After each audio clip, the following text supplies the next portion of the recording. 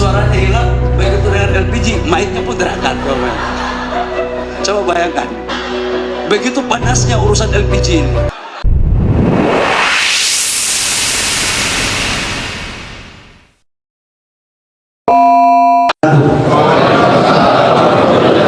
Shalom, Om Swastiastu, Namo Buddhaya, salam kebajikan. Yang saya hormati Ketua Dewan Pembina DPP Partai Golkar Pak Agus Indo, yang juga Menteri Perindustrian, kita berikan aplaus kepada Pak Agus. Yang hadir juga ada Ketua Dewan Etik Anda Hatta, Ketua Mahkamah Partai Pak Freddy Mahina. Ini bahaya saudara Ketua Mahkamah Partai yang selalu mengadili kita semua ketika ada dinamika dan bahasa ini. Yang saya hormati Pak Sekjen, Pak Sarmuji, Bendara Umum, dan seluruh unsur-unsur wakil ketua umum, seluruh pengurus DPP Partai Golkar dari unsur ketua sampai dengan departemen. Yang saya hormati, saya bangga kesintai ketua-ketua DPD 1 Golkar seluruh Indonesia dari Aceh sampai Papua. Kita berikan aplaus kepada semua. Yang saya hormati organisasi saya yang menjadikan dan seluruh anggota DPR RI fraksi Partai Golkar yang sempat hadir pada pagi hari ini bersama-sama kita di markas besar DPP Partai Golkar. Pertama-tama marilah kita panjatkan puji syukur kita kepada Allah Subhanahu wa Ta'ala atas rahmat kasih-sayangnya sehingga kita semua dapat berkumpul di sini dalam rangka mengikuti acara Rakernas. Rakernas ini adalah Rakernas pertama pada periode 2024-2029. Ini adalah merupakan tindak lanjut dari apa yang sudah disusun oleh teman-teman panitia, mulai dari orientasi maupun outbound. Yang saya hormati Pak Kahar, khusus wabil khusus, dan seluruh panitia penyelenggara. Saya senang tadi sekalipun awalnya agak sedikit budak-budak kenapa sumbangan ini disebutkan. Ternyata ada maksud lain untuk memenuhi unsur PDLT. Sudah lama saya dengar kata-kata PDLT. Nah, semua sudah bagus, tapi ada satu yang saya tidak mendengar namanya tadi. Semua sumbangan sudah disampaikan, tapi ketua panitia sendiri namanya nggak ada. Artinya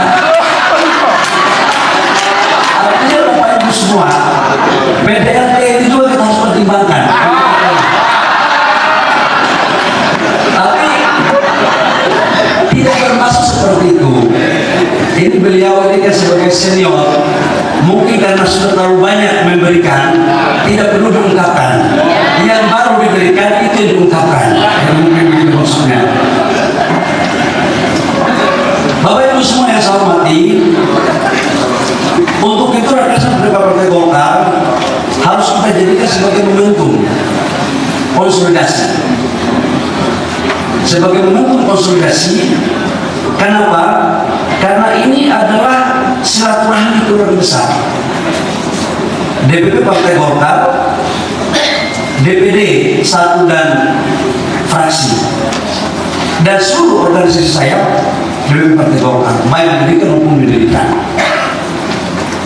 Momentum seperti ini saya pikir bagian daripada memperkokoh cara berpikir kita untuk mendorong partai kita lebih solid.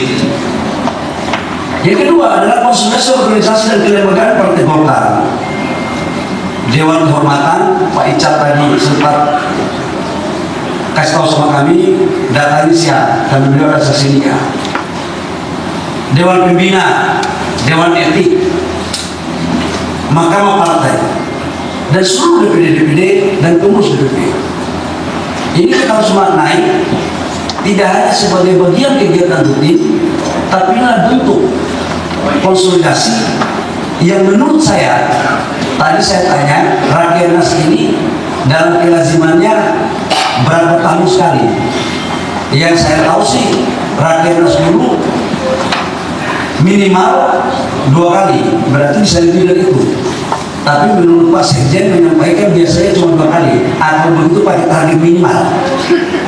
Sementara target Golkar harus target maksimal. Artinya kursi kita harus lebih dari 102 kursi. Jadi rakyatnya harus terus ditambah. Karena itu forum konsolidasi kita. Bapak Ibu semua, dan yang paling utama adalah Keras Partai Golkar ini merupakan bagian perintah daripada anggaran dasar, anggaran rumah tangga yang telah disampaikan oleh Abu Karam, Ketua Panitia, Wakil Ketua Umum Bidang Kepartaian, Pak Kahar, yang tadi sumbangannya belum kita terima bersama-sama.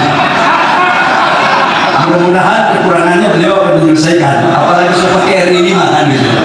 Jadi teman-teman media, jangan diartikan omongan Pak Kahar tadi itu sebagai bentuk lain-lain. Itulah sebagai bentuk kesolidan Partai Golkar dalam gotong royong untuk bahu-membahu dan memberikan kontribusi kepada Partai Golkar. Dan sekaligus Pak Kahar ingin mendeklarasi bahwa Partai Golkar dalam menjalankan programnya dengan konsep dari kita untuk kita, dan ini adalah kesolidan kita semuanya. Yang berikut adalah melakukan konsultasi program, merupakan implementasi daripada apa yang telah dirumuskan dalam Munas. Gagasan besar Munas harus kemudian dijabarkan dalam forum-forum pengambilan keputusan yang di dalam Partai Golkar dimaknai sebagai forum pengambilan keputusan dalam menerjemahkan Munas terkait dengan program kerja adalah namanya Rakernas. Dan yang berikut adalah merumuskan strategi dan langkah-langkah pelaksanaan program kerja dalam konteks implementasi. Nah, ini kira-kira kerangka berpikirnya Bapak Ibu semua. Dalam kaitannya itu, program kita pada 2024 urusan 2029 sebenarnya sudah ada pada program di masing-masing wakil ketua bidang yang saya sebut adalah program 5 prioritas dan kunci sukses organisasi. Namun sebelum saya ini jangan-jangan belum selesai,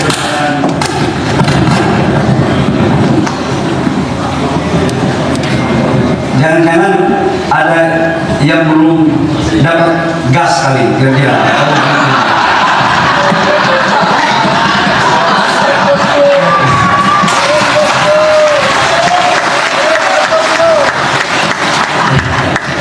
Setahu saya gas LPG-nya semua udah dapat.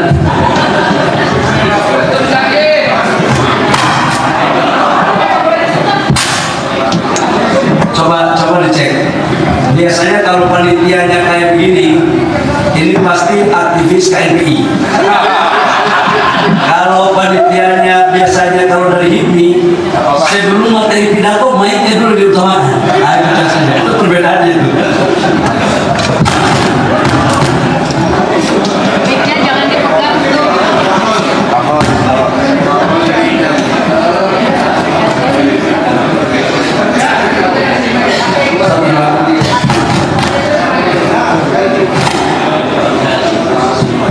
Ganti.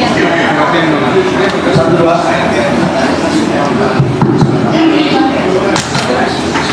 Coba dicek. Nah, ini karena angkanya belum clear, maka mainnya belum selesai. Jadi Bapak Ibu semua, saya ingin menjelaskan tentang apa sih yang menjadi target partai ke depan. Target kita tidak boleh keluar dari apa yang diputuskan dalam Munas. Ada 2 hal penting yang saya sampaikan sebagai output akhir dari priorisasi ini. Yang pertama adalah keputusan Munas, dan sebagai konsekuensi daripada partai yang mendukung pemerintahan Pak Presiden Prabowo dan Wakil Presiden Pak Gibran, maka sudah menjadi kewajiban konstitusional lewat sebuah mekanisme untuk seluruh kekuatan partai dalam mendukung, mengawal dan menjaga pemerintahan Presiden Prabowo dan Wakil Presiden Pak Gibran dengan seluruh resources yang kita punya, baik anggota kabinet dari Partai Golkar maupun anggota DPR RI 102 kursi di DPR RI. Tidak hanya ke sana, termasuk kabupaten kota dan provinsi. Ini sebagai bentuk komitmen kita. Keberhasilan pemerintah ke depan juga merupakan keberhasilan Partai Golkar. Dan kalau ada yang kurang dalam pemerintahan ke depan, itu juga bagian daripada kekurangan Partai Golkar. Dan karena itu, saya berharap sebagai konsekuensi dari apa yang kita putuskan di Munas, maka kita harus wajib mendukung pemerintahan ini sampai dengan selesai. Dalam bentuk dukungan kita kepada pemerintahan, tidak hanya cukup hanya omong-omong. Kita harus menjadi lokomotif dari bagaimana kita mewujudkan program itu. Ada masalah pun ambil alih. Dan ini sebagai bentuk daripada doktrin, implementasi doktrin karya kekayaan menurut Bung Ferdinand Latmahina. Itu. Jadi kita nggak bisa hanya dukung-dukung, ada masalah lari, nggak bisa. Golkar itu harus mencerminkan antara perkataan dan perbuatan harus sama dalam memberikan dukungan kepada pemerintah.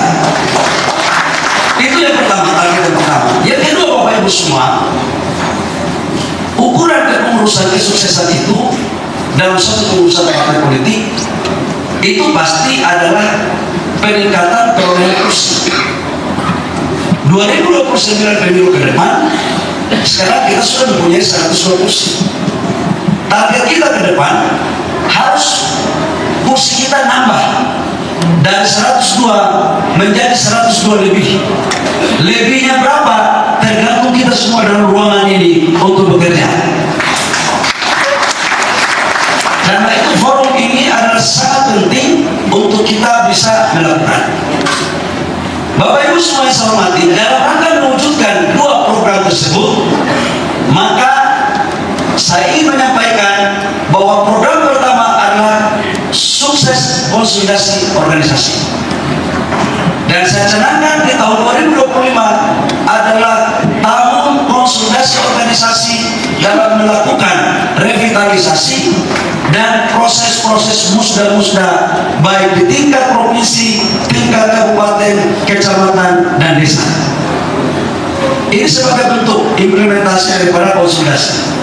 Konsolidasi tidak bisa kita artikan hanya sampai di DPP. Kalau di DPP ini udah paten lah. Saya kemarin outbound tidur bersama-sama Bapak Ibu semua pengurus DPP dengan lembaga-lembaga yang mohon maaf tadi ada Pak Maman, ya, ada Pak Prof Yudi, kemudian ada Pak Dev. Kita semua minat di sana. Menteri Pemuda yang saya lihat acaranya malam terus dia mulai mencari pemuda yang lain dalam rangka menjadikan kader Partai Golkar yang lebih baik.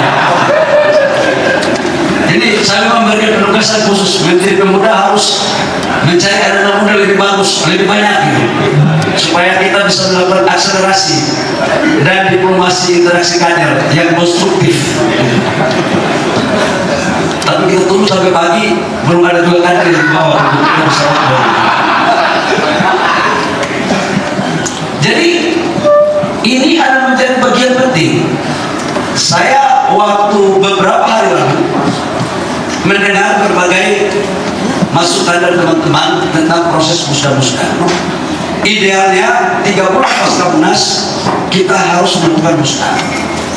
Namun kita memperhatikan kondisi pasca Munas, kita menghadapi politik pilkada, kemudian pimpinan dewan, kemudian alat-alat kelengkapan dewan.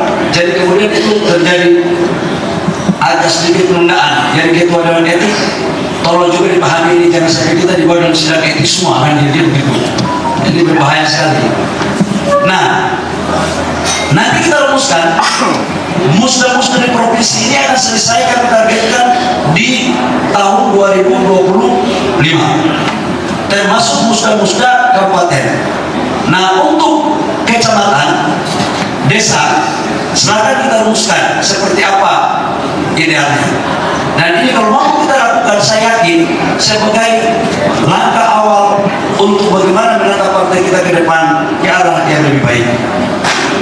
Kemudian yang kedua, program kedua, menyambut dengan digitalisasi. Bapak Ibu semua, digitalisasi ini sangat penting. Ibu Wakil Ketua Umum, Ibu Mutia, karena partai kita ini ide dan gagasan sebagai instrumen dalam merumuskan program menurut Al-Mukarram Pak Idrus, ini hanya bisa tersosialisasikan secara baik kalau ada digital. Tidak bisa hanya cukup kemudian dalam ruangan. Karena ini menurut saya digitalisasi adalah sesuatu sangat penting untuk kemudian kita dorong menjadi program utama. Saya bermimpi sejak awal menjadi ketua umum adalah dulunya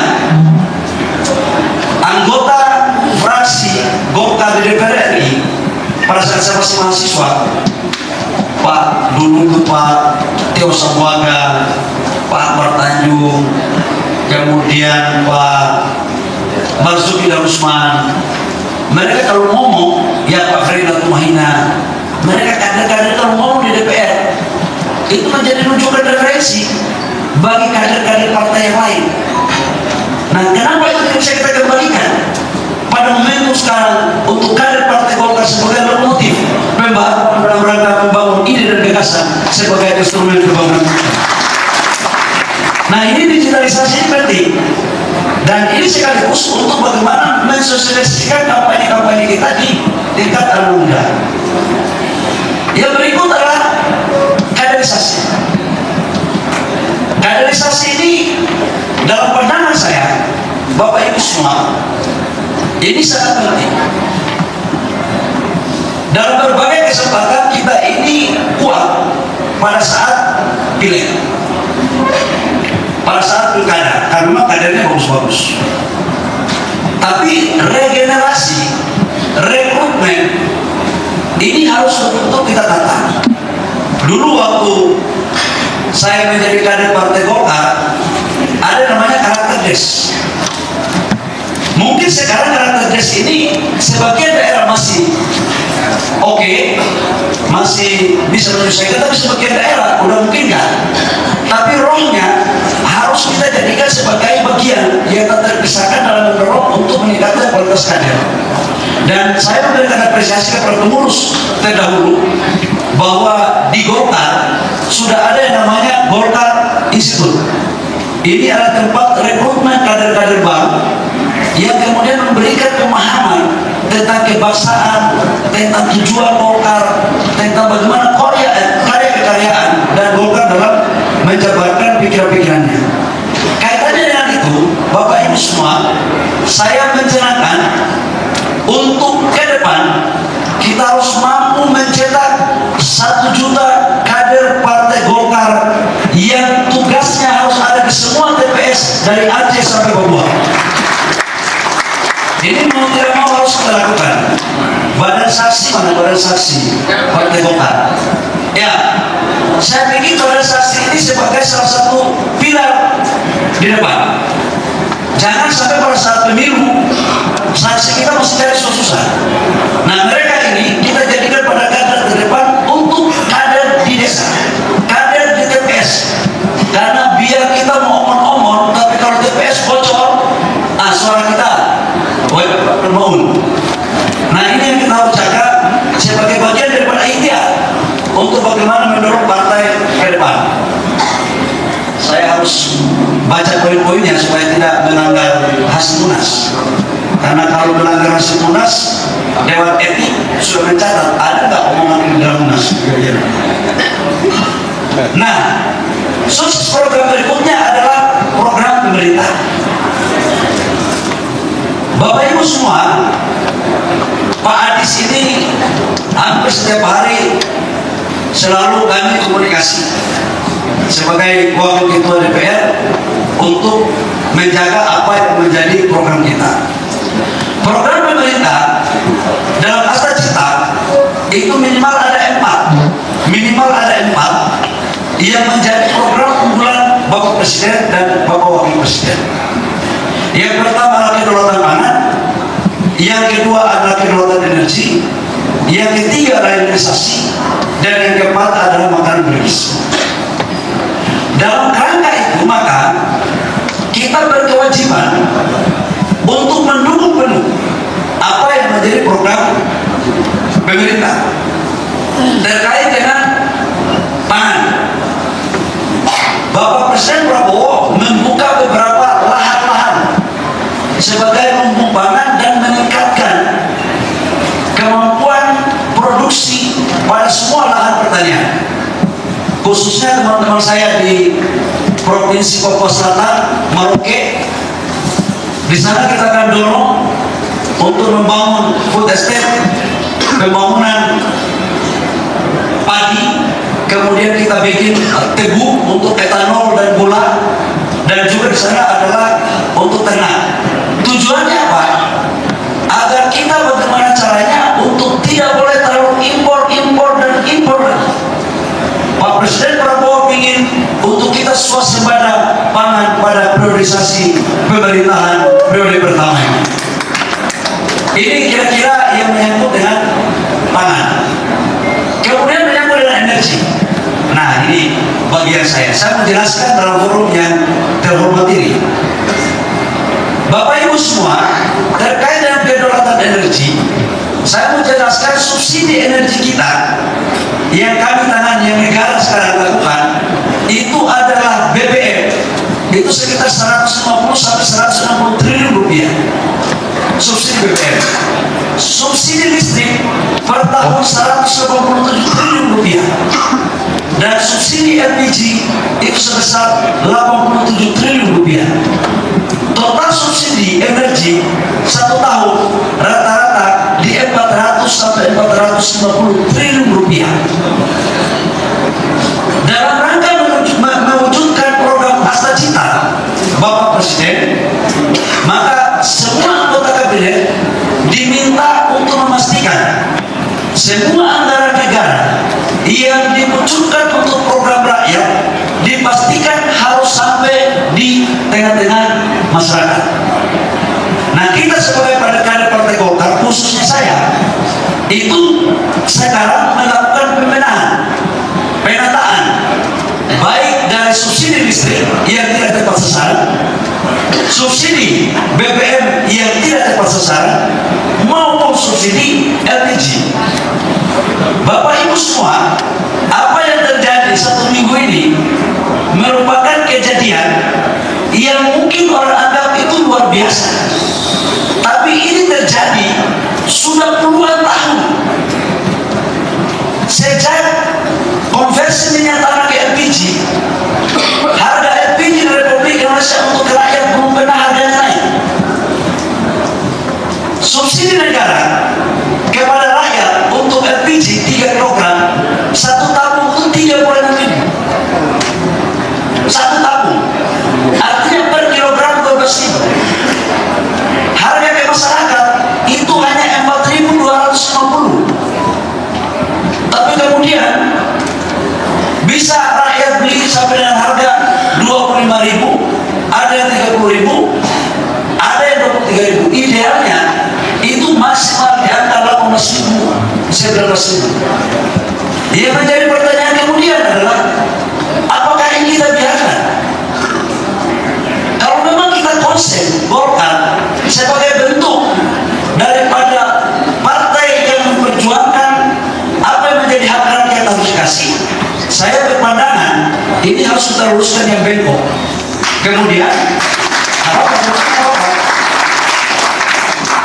kami melakukan kerjaan Bapak Ibu semua. Saya di dalam rapat kerja ini saya menjelaskan, Bapak Ibu tahu, setelah saya masuk, saya melihat ada yang tidak beres.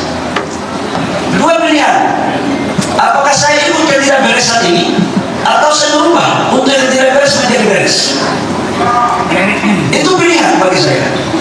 Sebagai kader Golkar yang berangkat dari bawah dan berproses dalam keluarga yang serba keterbatasan, yang pernah merasakan hasil dari subsidi beras jatah, rasanya hati ini bergejolak melihat yang lain berpesta pora dan dengan memanfaatkan fasilitas negara.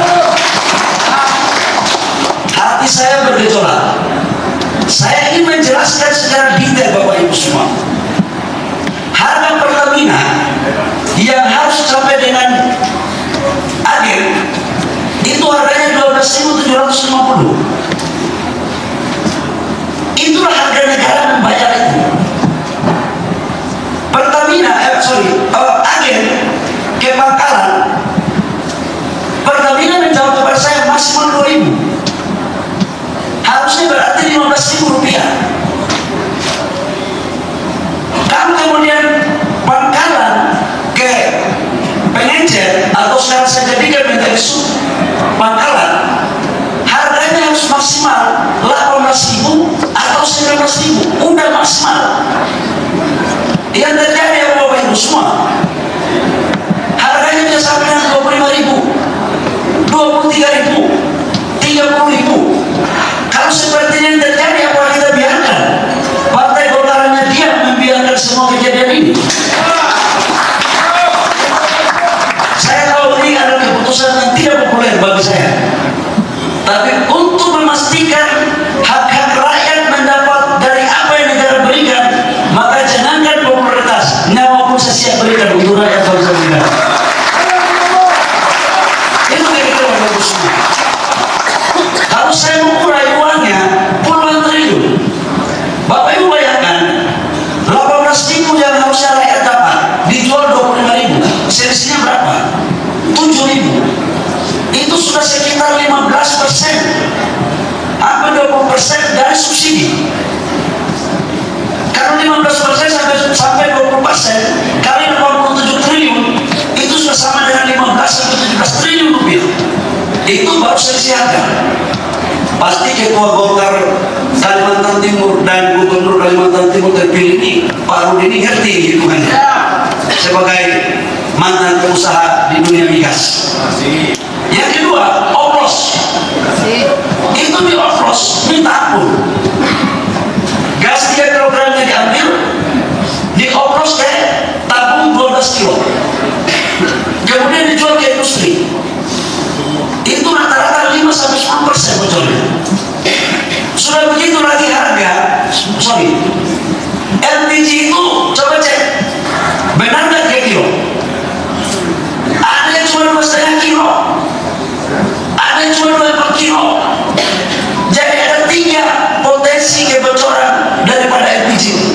Satu adalah harga, yang kedua adalah oplos, yang ketiga adalah volume. Rata-rata kalau 25% sampai 30% yang bocor, subsidi tidak bisa tepat sasaran, kali 87 triliun. Itu sama dengan kurang lebih 25 triliun Bapak Ibu semua. Negara memberikan subsidi yang tidak tepat sasaran. Dan ini dinikmati oleh sekelompok orang. Ini bukan barang gampang. Tapi kapan ini kemudian kita tidak berikan? Bahwa Presiden Prabowo dalam berbagai kesempatan memerintahkan untuk memastikan agar LPG ataupun subsidi itu tepat sasaran. Itulah kenapa kami membuat kebijakan ini, Bapak Ibu semua, sehingga kita pada frame yang sama. Dan ini merupakan bagian daripada konsekuensi untuk menertibkan yang beko-beko menjadi lurus. Habis ini saya tertibkan lagi, Bapak Ibu semua, saya tertibkan lagi adalah BBM, solar. Solar subsidi dipakai untuk industri. Saya tahu ini pemainnya pasti akan ribut lagi, tapi nggak apa-apa. Kita sebagai orang timur, sekali layar berkembang pantang surut untuk balik. Ini untuk kebaikan rakyat Bapak Ibu semua. Dan inilah kesempatan kita Partai Golkar untuk memperjuangkan apa yang menjadi hak rakyat yang sesungguhnya itu. Sudah belum tentu dalam implementasinya 100% tidak ada yang sempurna. Mana ada program di Republik Dunia ini yang 100% sempurna? Coba mic-nya tadi suaranya hilang, begitu dengar LPG mic-nya pun terangkat. Coba bayangkan, begitu panasnya urusan LPG ini, mic-nya pun terangkat. Coba bayangkan.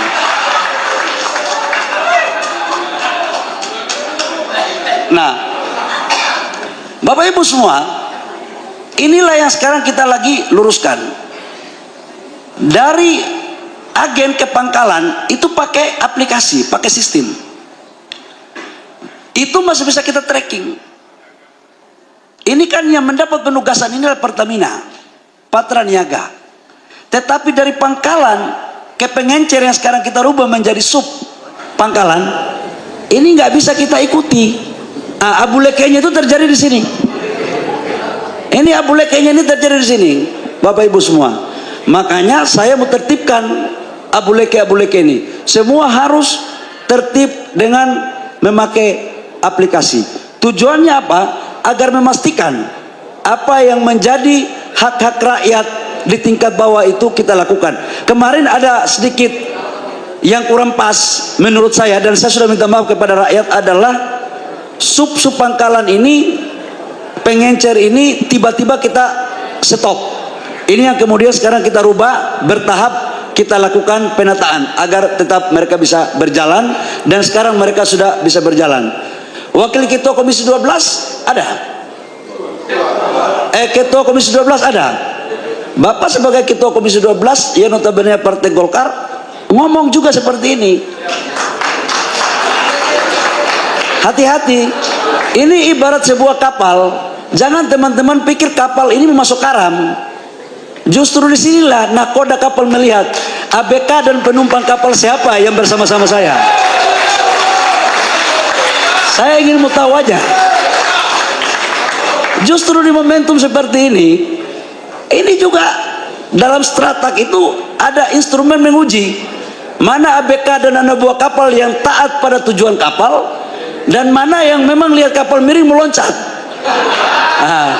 atau mendorong-dorong kapal agar segera terbalik. Bila perlu nakoda selesai duluan gitu. Cuma nakoda yang satu ini kan sudah sering bermain di ombak-ombak itu, jadi insya Allah lah no problem, gak ada masalah saya pikir. Ya boleh boleh lah gitu ya. Tapi itulah dinamika kita di internal Partai Golkar. Tapi saya yakinkan kepada Bapak Ibu semua bahwa dinamika ini semakin mensolidkan kita, semakin memperkokoh kita untuk mendukung pemerintahan Pak Prabowo dan Mas Gibran. Yang berikut adalah program yang kelima tentang sukses agenda politik Partai Golkar pada Pileg, Pilpres, dan Pilkada 2029. Bapak Ibu semua, tadi saya sudah katakan bahwa tidak ada partai politik di Indonesia atau di dunia manapun yang tidak ingin untuk menjadi yang terbaik.